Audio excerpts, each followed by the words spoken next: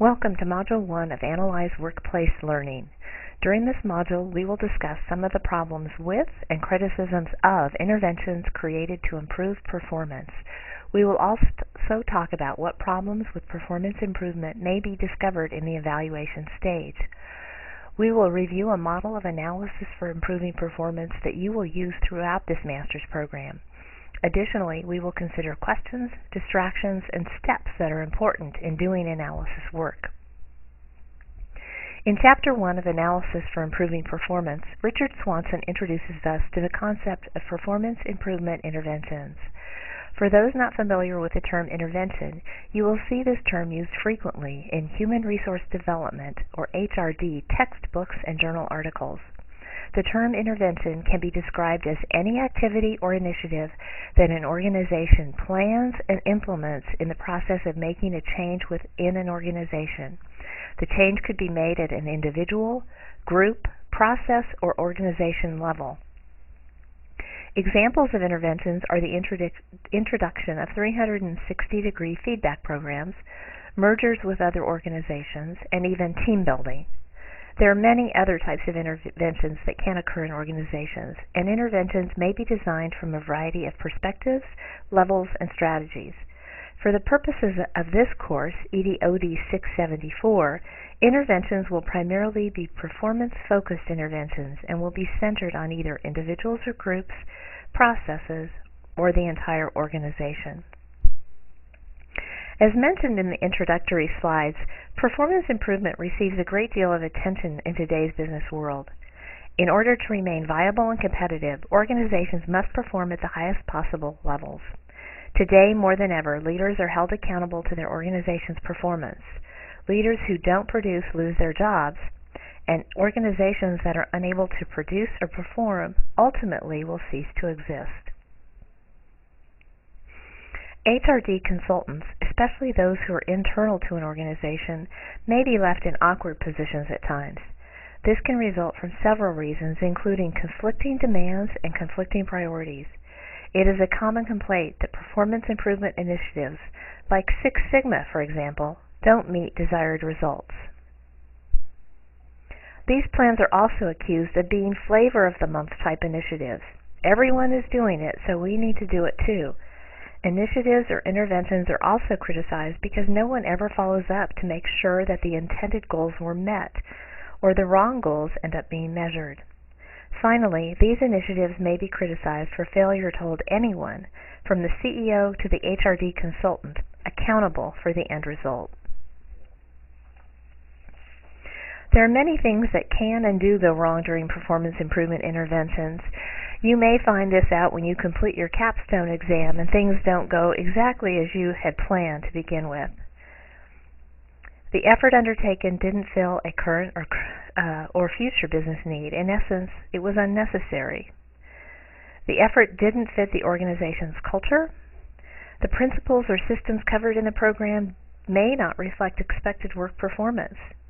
And sometimes participants in these programs end up being punished by managers or peer groups for implementing new ideas and expertise after they return to the job. This can happen if a group gets sent away for training and they come back and they're all excited, they have new knowledge, they want to share, they want to make changes. But if the rest of the group isn't on board with the change, they might not even recognize a need for change, and this can cause a lot of problems down the road. On page 9 in the Swanson text in Figure 1.1, Swanson provides an overview of analysis that was required in the performance improvement process. Under the Diagnose Performance column, 4 levels of the organization that may require diagnosis are listed: the organization, a process, team, or an individual level. After the analysis stage, a formal performance improvement proposal is written. You'll be writing a performance improvement proposal as part of your final assignment for this course. Included in the proposal is a description of the proposal itself, including the planned initiative or intervention, the benefits of the intervention, including any financial benefits, and approval of the proposal by upper management. Remember, top management support will probably be required for for a performance improvement intervention to actually achieve success. So these first two steps are really the basis for this course on analyzing workplace learning. The following two steps, documenting work processes and documenting expertise, will be addressed in EDOD 675, Design, Develop, and Implement Workplace Learning, but we won't touch on those topics in this course. The purpose of EDOD 674, or Analyze Workplace Learning, is to really explore in depth the first two steps taken to improve performance. The first being diagnosing performance, which really is the analysis step, and finally, constructing a performance improvement proposal. There are 4 questions that the HRD consultant should consider when analyzing and designing a performance improvement proposal. These questions include: will the individual perform better after the intervention? Will the process perform better after the intervention? Will the work team perform better after the intervention? And will the organization perform better after the intervention? The HRD consultant also needs to consider distractions that may impede their progress towards a performance improvement plan.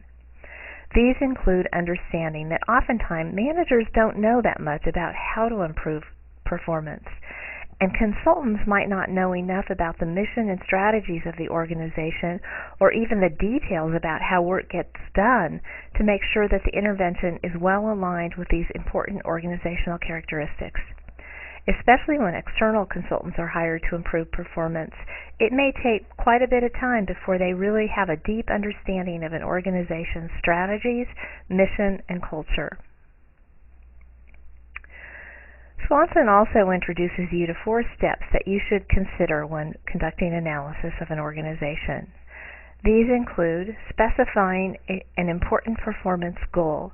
And for any of you familiar with Steve Covey, he calls these WIGs, or wildly important goals. The second step is to determine the underlying performance variables. That is, what are the constructs that lead to good or acceptable performance? Number 3, document the work processes.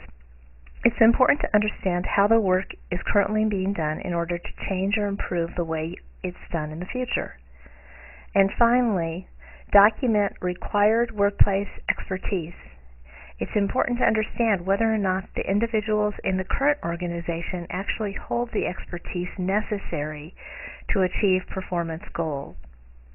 Keep in mind that analysis work that you do is the most important factor in improving performance.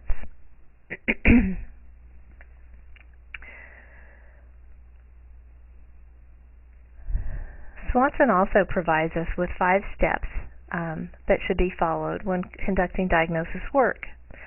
The first step being articulating the initial purpose. Why are you doing what you're doing? The second step is to assess existing or current performance variables, or where are we now? What is our current level of performance? The third step is to specify existing or new performance variables, desired performance variables. Where do we want to be? The fourth step is to determine performance needs. Where do we need to be? And finally, to construct a performance improvement proposal. In step 1 of diagnosis work, articulating the initial purpose, there are several questions you should consider, including: what is the reason for the performance improvement intervention? Is the purpose the correction of a problem? Is the purpose improvement to existing performance? Is the purpose to drive to a new level of performance? In considering this last question, maybe performance today is acceptable and everybody's pretty happy with how we are performing today.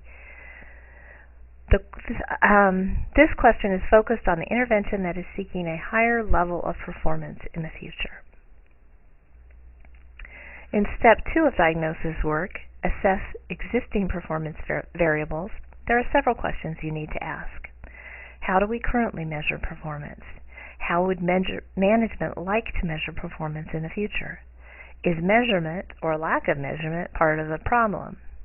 Finally, are we measuring the right things? And how do we know?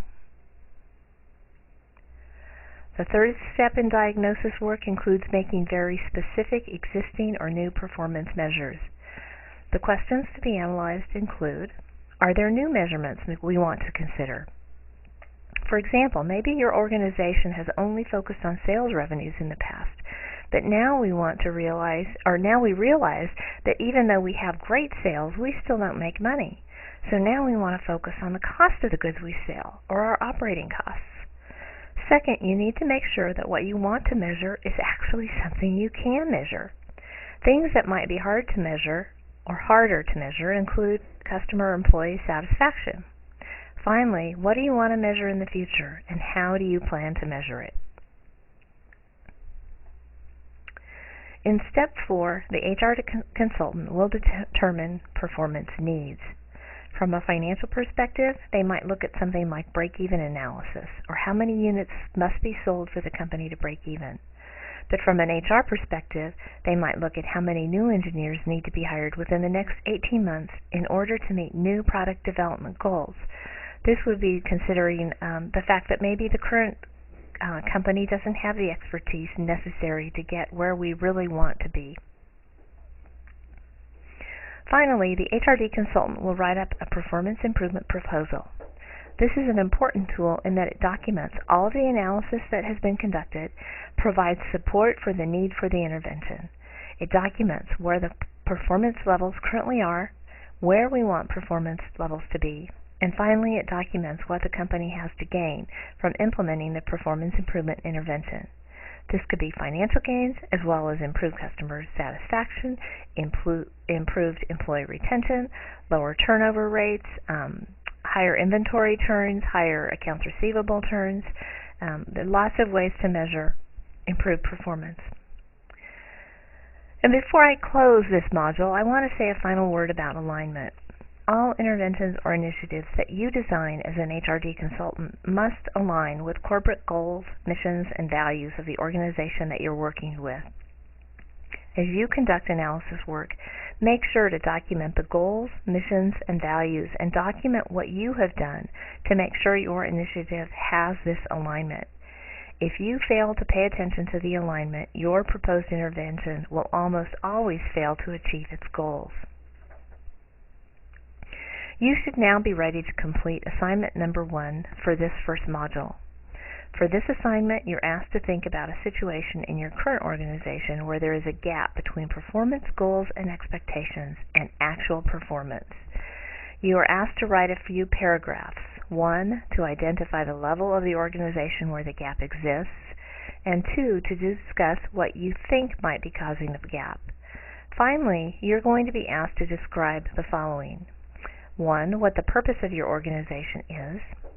2, what you want the organization to become in the future. 3, identify the long-term accomplishments needed to fulfill your answer number 2. And finally, identify the short-term accomplishments needed to fulfill your answer to number 2. Please review the written instructions provided under the Assignment tab, and make sure you check the assignment due date on the course schedule. It's important that you spend time thinking about the problem that you want to work with for this first assignment, as you will use this problem throughout the course. Your final project will incorporate this problem into a performance improvement proposal. So think long and hard about the problem that you want to consider, because you are going to be using this same problem throughout the entire course.